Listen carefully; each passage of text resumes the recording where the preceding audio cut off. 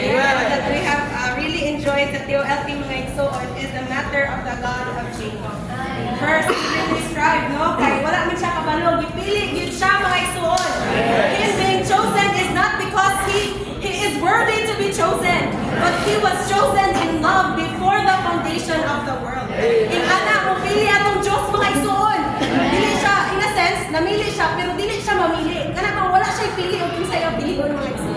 Dili tuon, mabilidad ta, maayo ta, kanang naatay, adunahan ta, kung dili mo pili siya mga igsoon, tungod kinahigugma sa nato.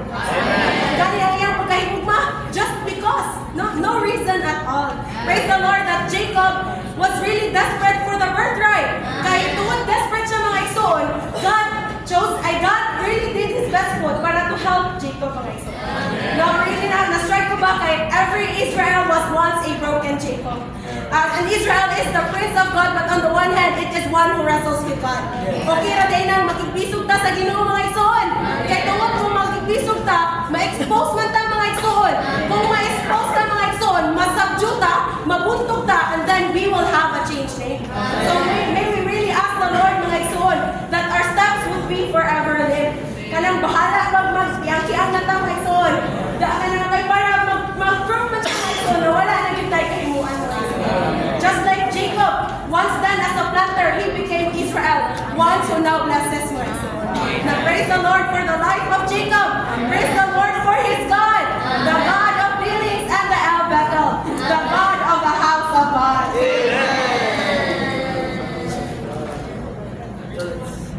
Amen. I really enjoyed about the life of Jacob mga igsoon. Sometimes God doesn't break us to hurt us, but He break us for us to be able to work with Him. Like Jacob, we wrestle with God, holding on our strength until we touch the one thing we depend on. When we are broken, we stop relying on ourselves and start depending on Him. So, sa training ba mga igsoon kay, doon ako nakita nga every circumstances God will deal us jud ay mga igsoon. Bisan sa meeting gali kay usahay kay matulog na lang ko kanang gikapoy na, but here gi-remindan ba may mga igsoon nga, bisan pag matulog ka dira pero gipili na ka. So kailangan bahala pag ingon pa siya dadto nga bisan pag daghan kay tribulation na mahitabo sa imo pero in the end God will use you and will break you para magamit kaniya mga igsoon.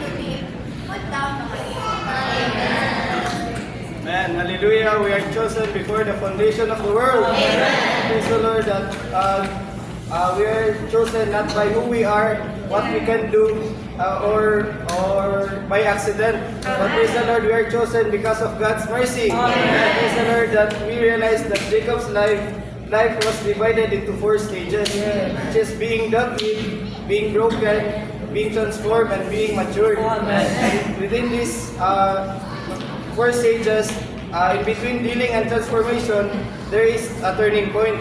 And what is this turning point between the two? It is actually being broken. Without reaching the point of being broken, there is no turning point. So everything will still be dealing. All our lives will still, kanang atong pag kinabuhi din mga ison is kanang permitted dealings after dealings after dealings. So without being transformed and without maturity, So praise the Lord that our lives must not be full of dealings, but we must grow, follow the Lord until maturity. And for us to grow, for us to be transformed and mature, we must be broken. Praise the Lord that we believers must need to experience the breaking of the outer man. Our outer man needs to be broken for the release of the Spirit.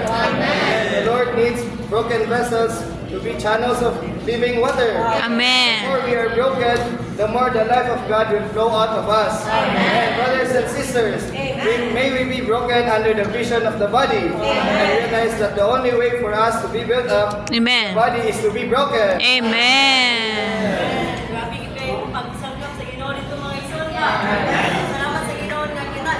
Salamat sa Ginoo nga kita dahil mga igsoon ang among iisgutan nito na we all have been chosen. Bisan pag unsa ang atong kondisyon, bisan pag unsa ang pagkatao mga igsoon, we all have been chosen. And we are chosen. Why? Anong pili ba ta sa Ginoo mga igsoon? No, tumo dahil nahigugma siya din natin. Dahil nga gugma kay His love ushers us to love Him in return. Salamat sa Ginoo nga also sa life ni Jacob. Grabe jud kay mga dealings mga igsoon. So grabe wala tong dealings sa di ko ta ko sa dealings sa Jacob. Pero salamat sa Ginoo nga ang siya may igsoon sa party niya kay bisan pag Jacob was somewhat foolish but God chose him. Amen. Diba, no matter who gets out first, he has been chosen.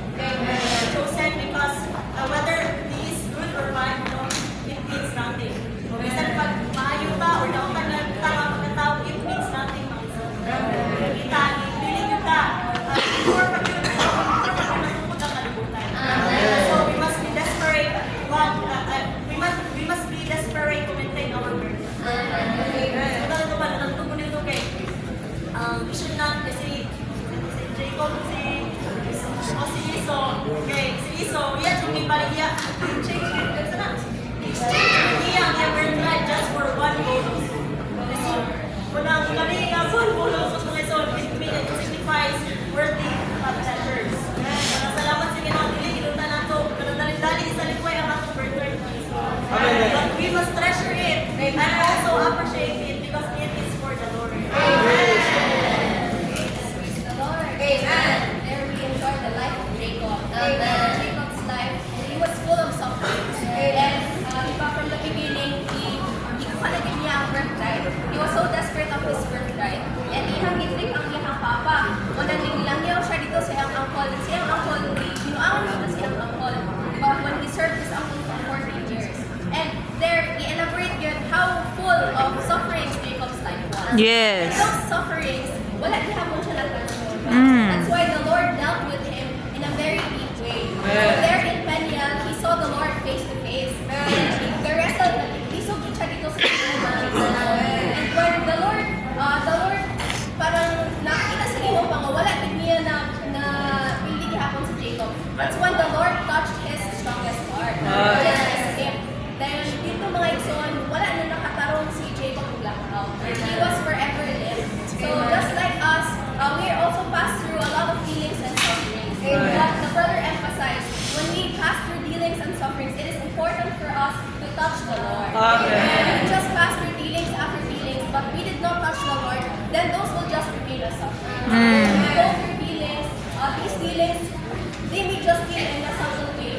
Bisan pa man sa atong workplace, mga igsoon, sa eskwelahan, kung nag-eskwela pa ta, or even in the church life, we pass through dealings. And this is just the Lord behind all of this. And it is not for us to parang himota niya, pasafot kita niya, ayaw, kakain ko niya, gusto niya kinabuhi. But the Lord gives us healings and sufferings for us to be transformed. It's just for our transformation. For the building up of the body. For us to become precious stones for His building. For us to become precious stones for His building, we need to be transformed. We thank you dito that God desires to have a dwelling place.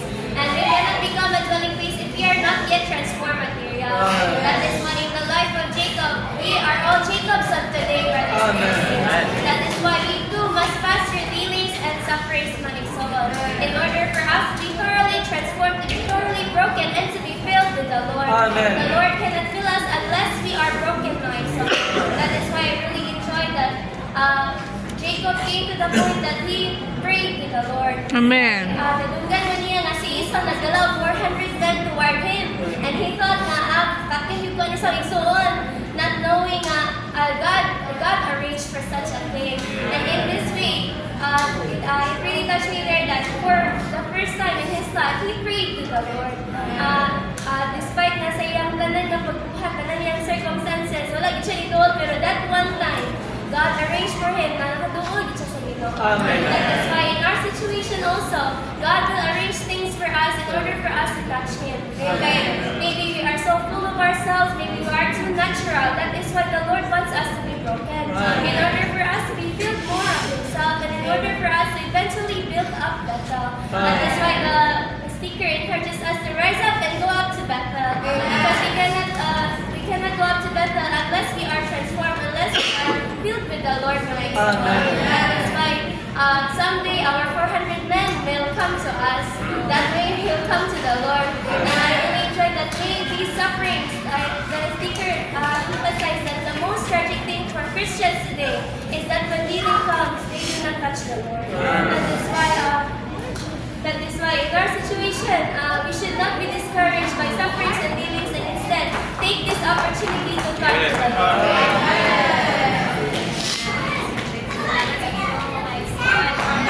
Mas ni Jacob of today mga iso. Ako rin na-enjoy sa life ni Jacob mga iso. Na si Jacob, na-transform na siya pag-abot sa panahon mga iso. Ano yung transformation mga iso? It is not a matter of a short period of time mga iso. It takes a lot of years na ay para kita na yung tao mga iso, matransform mga iso. Diba una si Jacob, dealt with Judas mga iso. Kadua mga igsoon is being broken. So, ikuan din siya sa Ginoo mga igsoon, tanang dealings. Diba, he's gone through a lot of sufferings, a lot of dealings, a lot of experience mga igsoon. And then, deserve siya na transform mga igsoon. So, ana ang ato ang Kristohan ng kinabuhi mga igsoon. Ang ato lang din yung kinahanglan mga igsoon is i-allow lang nato ang Ginoo nga mag-work diri sa ato. Amen. So, mo-cooperate lang ta sa iyong working mga igsoon. Ingunana ang pag-transforma mga igsoon. Dili lang ingon nga tigtigom ta karon. Na-transforma na ta mga igsoon. Dili ingunana mga igsoon kay kanang Kristohan ang kinabuhi mga igsoon. Hinay siya pagtubo mga igsoon. Unang salamat sa Ginoo nga kanina ay tanang butaw mga igsoon. It is by His sovereign arrangement mga igsoon. Diba katong sufferings nga na sinatian ni Jacob mga igsoon, ang Ginoo, He intended it for good. Naghihatag ko ni Jacob, kaya aron masuffer si Jacob mga igsoon. Yan ang ihatag ni Jacob mga igsoon. Anong pinaagian ng mga sufferings mga igsoon, anong pinaagian ng mga kasinatian ni Jacob mga igsoon, matransforma siya hinay-hinay sa iyang kinabuhi. Praise the Lord mga igsoon. Salamat sa iyang sufferings mga igsoon. Salamat kay ipagkitaan ta aning karon mga igsoon. Kanilang tanan ang atong mga kasinatian mga igsoon, tanan atong mga ma-experience mga igsoon, it is by His sovereign arrangement. Amen. Unang dayon ng Diyos mga igsoon. Amen. Dahil ka ng Diyos. Amen. Dahil ka ng... Ay, sorry. Dahil ka ng Diyos mga igsoon. Amen. And we are all chosen by the Lord. We are chosen by God even the world began. So, sa experience ako sa TONT is that before ko nag-join sa TOT, ingana si sister na, apil ani, kay tour sa Manila. So yeah, nag-join ko. And then, I didn't expect na get to the story about parts of Genesis, part 4, yun na. And then, I was chosen to be a coordinator. Then, wala ko expect, coordinator ko ay. Dili mo kayo actively ko sa church, because of the studies na trabaho. And then, wala ko kabalungan sa akong exalting. Samot na kayo nakakaupan kung taga New Zealand. So, English na, Lord Jesus. Then, alam mo, takot kami mag-sharing o kaplo. Pag Tagalog pa ko, mag-Bisaya or English. So, magkakaunya ko siya, mag-sagol-sagol. Ngayon ko, brother, Muslim na lang niya, babe. Nga na, so, praise the Lord that we are chosen, right? So, and message 5 is that being dealt with, ikay, makita na doon na, itatna na dahil si Jacob, nga mag-struggle siya sa tibok kung kinabuhi. Imagine, napakasawong si mama, itakyan ka na, uy, mag-struggle na kamay. Tama sa kinatapusan sa kinabuhi, di ba? So, ito like, all those struggles, Bugoy ni Jacob kay na may bay. And then He used every situation, every conflict, and every weaknesses to deal with this natural life. So, in our Christian life, it's not always a fun life. Dili lang always enjoying. But, huwag yung mga dealings, all these struggles, and we cannot be transformed unless we go through struggles. So, si brother pa, na-share ka ng, sa to, kalimot ko, kailangan, before na ma-transform, huwag yung struggles, natay vision, then natay enjoyment, para kita magamit o ma-transform para sa lawas ni Kristo. Amen. So, sa atong kinabuhi, sa isang ginawa to ng pag-deal sa Ginoo. Pero, dili ta ganahan ma-correct, ma-expose or ma-change. Pero, the more we allow God to deal with us, is the more Christ expressed to us. And dili na sa atong pagkalimot. So praise the Lord for His dealing. And pinahagi ni ini, we are being transformed in Christ being formed in us. And Lord Jesus, Amen. we are chosen before the foundation of the world. No? We are pat sa atong tibok kinabuhi, either gikan ba ta sa kalibutan, like on the dilit na church gate. Everything is under God's fear. So by God's fear, that means kanang domain niya, kandiyan niya makontrol tanan. So everything in our lives, giarin sa Ginoo, aron maluwas ta mga igsoon. So we have been hooked, no? We have been trapped by the Lord, and we cannot let go. No, we have nothing to do, no? Dili na takatakas. Kaya na angko naman ta sa Ginoo mga igsoon. And just like Jacob, just because God chose us, also we need to be transformed through what? Through one another, through dealings and brokenness. So sa iyo ni sister na we can actually deal these dealings without touching the Lord.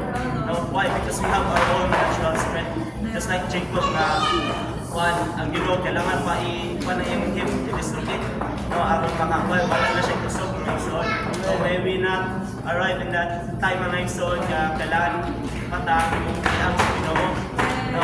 So we need to pray to the Lord that, oh Lord Jesus, no? Let me be your captive. No? Defeat me all the time. No? Never let me win, oh Lord. No? Just by that, receive na tayong vision. No? Because the vision is actually the most important thing sa atong dealings. No? Kaya without the vision, wala tayong enjoyment. No? So one, because our Christian life, ang given din sa speaker is a stormy life. Not always we have a smile on our face. But through our dealings mga igsoon, we can still smile. Why? Because we have the vision. Amen. We have the enjoyment. No, we understand God's heart. So just by that mga igsoon, ma-transform ta, no? We will become from Isaac to Israel. So, Isaac. Jacob to Israel. So, praise the Lord that